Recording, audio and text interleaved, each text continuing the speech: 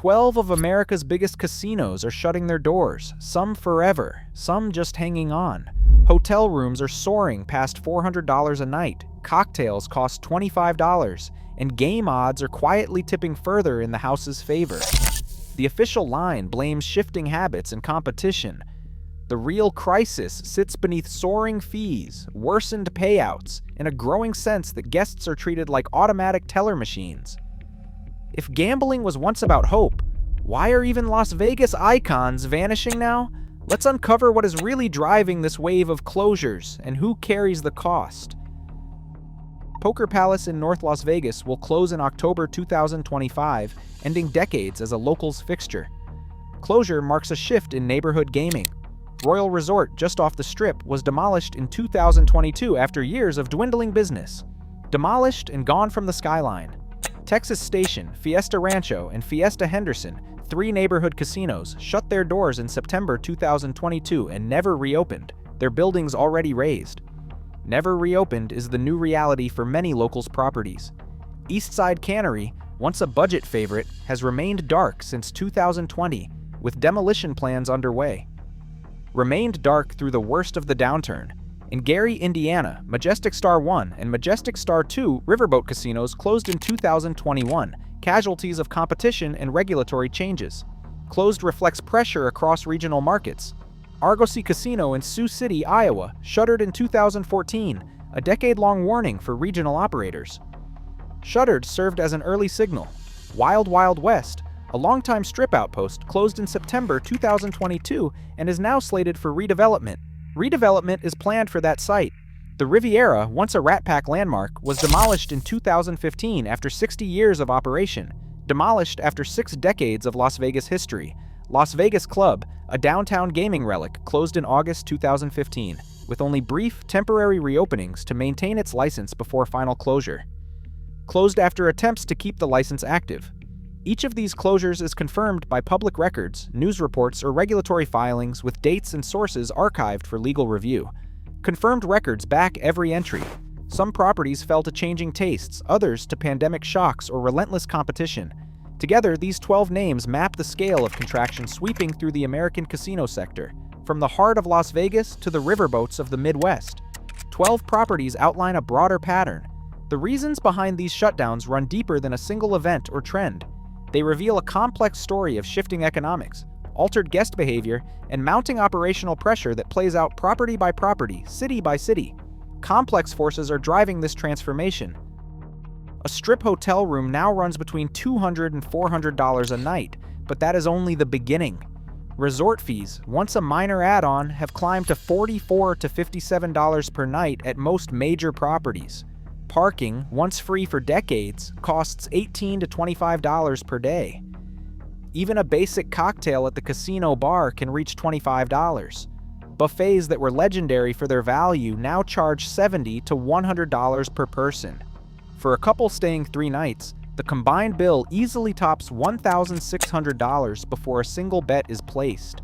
The cost of playing has changed just as dramatically.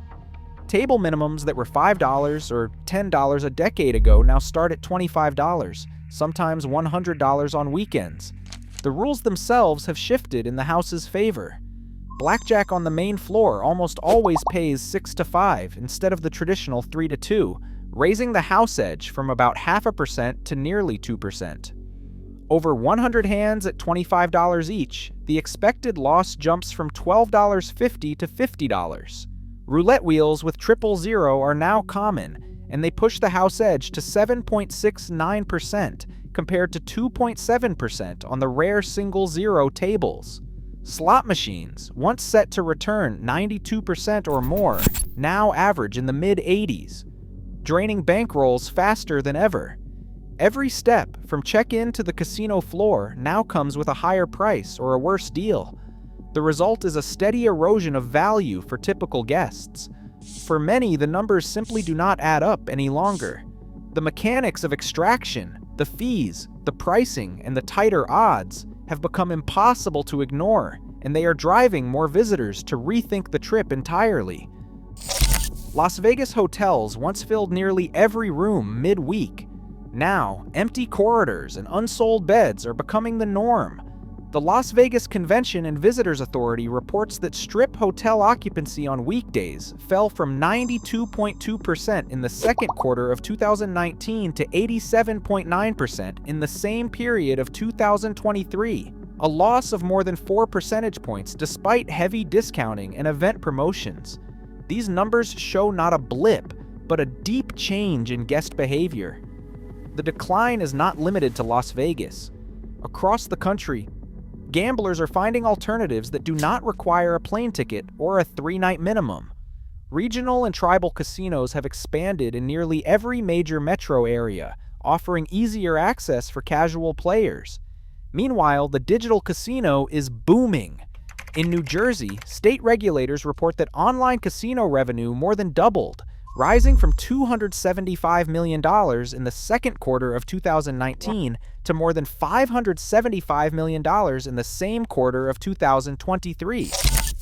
Mobile sports betting now accounts for 85% of all wagers in the state, up from 77% 4 years earlier. GeoComply logged 67 million online betting transactions in New Jersey during March 2023 alone, more than double the count from 2 years earlier.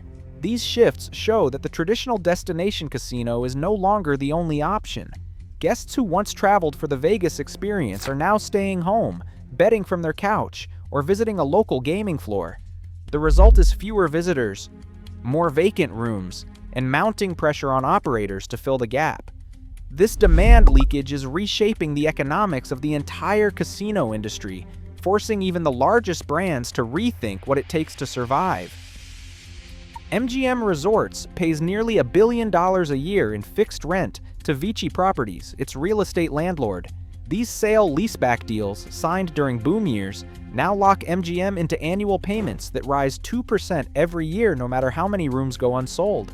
In 2024, the company's total rent to Vici reached about $934 million across its major Strip properties, including Bellagio, MGM Grand, Mandalay Bay, and the Cosmopolitan.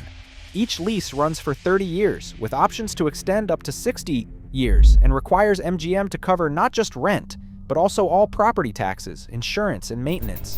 When demand was strong, these obligations were manageable. But after the pandemic, midweek occupancy at MGM's Las Vegas hotels dropped from 90% in 2022 to 85.6% in 2023. Strip-wide, the trend is the same. Empty rooms, especially outside of event weekends, and average rates slipping despite heavy discounts. Yet the rent bill keeps climbing. Every unsold bed, every quiet casino pit still costs the company money. For workers, the impact is immediate. Maria is a housekeeper with 13 years at an MGM property. She lost 2 shifts this month. She says tips used to cover groceries. Now she is told to clock out if it is slow. That never happened before. Department merges and staff cuts ripple through the building. Security is down to 1 shift at night. Housekeeping teams are stretched thin, sometimes covering entire floors alone. The pressure is everywhere on the balance sheet, in the service hallways, and in the daily lives of the people who keep these hotels running. MGM's scale once was its strength. Now it magnifies every downturn.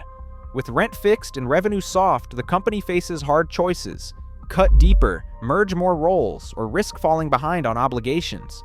For employees like Maria, the numbers on corporate filings translate into fewer hours, less security, and a constant question about what comes next.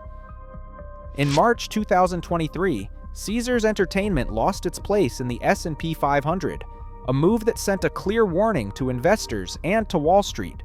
The company's quarterly filings showed persistent revenue softness, and debt service weighed heavily on every decision. To fill empty rooms, Caesars launched Project Minnow, deep discount flash sales and aggressive locals promotions across properties such as Caesars Palace and Harrah's. Some offers cut rates by half for Nevada residents, aiming to backfill lost volume and keep the lights on midweek. Public records and earnings call transcripts tie those campaigns directly to the struggle to maintain occupancy amid mounting competition and guest fatigue over rising fees. On the casino floor, the impact is visible. Dealers and bartenders report compressed shifts, with entire table pits going dark on slow nights. Guests who once came for extended stays now cut trips short. One longtime visitor summed up the mood. I used to come for 3 nights, now it's 1. Fees pile up, and the tables aren't worth it. Removal from the S&P 500 triggered automatic sell-offs from index funds, and it further restricted access to institutional capital that forced Caesars to lean even harder on short-term promotions and cost controls. The brand, once synonymous with lavish hospitality, now finds itself fishing for minnows, chasing volume with discounts while its prestige erodes. These pressures ripple through the workforce and the guest experience, with every cost-saving measure visible on the casino floor and in the guest's wallet. The cracks in investor confidence are no longer just reflected in stock price. They show up in empty tables, shorter visits, and a sense among regulars that value has faded. Wynn Resorts, once the gold standard in luxury gaming, faced a reckoning that redefined the limits of corporate immunity. In 2018, allegations of sexual misconduct against founder Steve Wynn triggered investigations by gaming regulators in Nevada and Massachusetts. The fallout was immediate. Steve Wynn resigned from the company in February 2018, ending decades of personal control over the brand he built. Regulators did not stop at leadership change. In 2019, the Nevada Gaming Commission imposed a $20 million fine on Wynn Resorts, the largest in state history at the time, citing failures in reporting and oversight. The Massachusetts Gaming Commission, overseeing the Encore Boston Harbor project, levied a steeper penalty, $35 million, and required board-level reforms plus independent compliance monitoring. The board was required to establish new protocols for investigating and reporting workplace misconduct, and to ensure no ongoing influence by Steve Wynn in company affairs.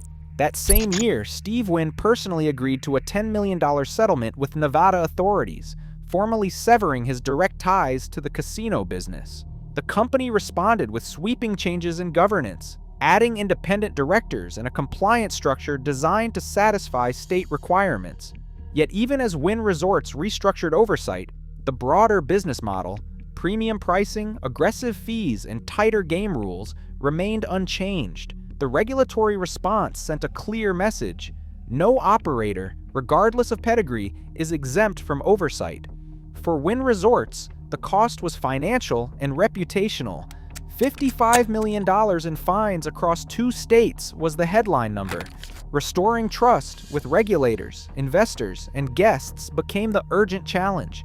The era of unchecked founder dominance ended with boardroom reforms and a new focus on compliance, raising the bar for governance across the casino industry. In the heyday of Las Vegas, a room on the Strip might cost less than $40. The pit boss was the king of comp. Regulars got their dinner covered, a show ticket slipped their way, maybe even a suite upgrade, all on a handshake and a nod. Casino floors buzzed with low table minimums. Free drinks flowed without a tracking system. Loyalty was measured in years, not algorithms. An old-timer remembers the pit boss knowing his name. Now an algorithm decides if he gets a beer. The math of hospitality was simple: keep the guest happy, and they would come back for life. Today, that relationship has been rewritten by software. Every comp and every perk is calculated by a guest value score. The personal touch is gone, replaced by yield optimization and quarterly targets. What once felt like a community now feels transactional. The shift has left many longtime guests feeling like strangers in a place they once called their own. On March 16, 2020, the Seneca Nation ordered all 3 of its New York casinos closed to the public. Those casinos were Niagara, Buffalo Creek, and Allegheny. For cities like Niagara Falls, that decision delivered an immediate financial shock. Casino revenue sharing accounts for as much as 18% of the city's annual budget, funding police, fire services, and infrastructure. In 2019, Niagara Falls received $12.3 million from these payments. During the shutdown, that number dropped to 0. The city controller's office scrambled to fill the gap, delaying equipment purchases and freezing new hires. Emergency borrowing covered payroll, but capital projects stalled. In Salamanca, the loss was even more acute. Casino payments typically cover over 15% of the general fund. Local officials described a sudden halt to basic upgrades and a hiring freeze that lasted months. Small businesses, from diners to shuttle companies, saw their customer base evaporate overnight. As casinos reopened with limited capacity, payments resumed at a fraction of their former level. The fiscal scars lingered long after the doors were unlocked. Industry analysts see several paths ahead, but none offer easy answers. The first is consolidation. Mergers and asset swaps are accelerating, with operators combining properties to shed costs and survive on thinner margins. In parallel, lawmakers and consumer groups are pushing for fee transparency. Proposals in Congress and in state legislatures would require all-in pricing for rooms and ban hidden resort fees, forcing casinos to compete on actual cost. Some properties, facing pressure from both sides, are experimenting with lower table minimums midweek or rolling back certain charges, hoping to lure back price-sensitive guests. Others are doubling down on non-gaming revenue. Operators are expanding event spaces, retail, and sports partnerships to cushion against gambling softness. A few regional and tribal casinos are reporting modest gains as they recapture patrons disenchanted with the Strip's pricing model. With visitation softness and alternatives multiplying, the core question remains: can America's major casinos win back regular players without relying on high rollers and premium tourists? With value perception at a low, the future of the casino floor hangs in the balance. Casino floors once promised escape. Now, rising costs and shrinking odds push regular guests out. As visitation dips and 12 major casinos close, entire cities lose jobs and tax revenue. Those consequences echo from Las Vegas to Niagara Falls. This is not just about games lost. This is about trust. How casinos rebuild that trust will decide who is left standing on both sides of the table.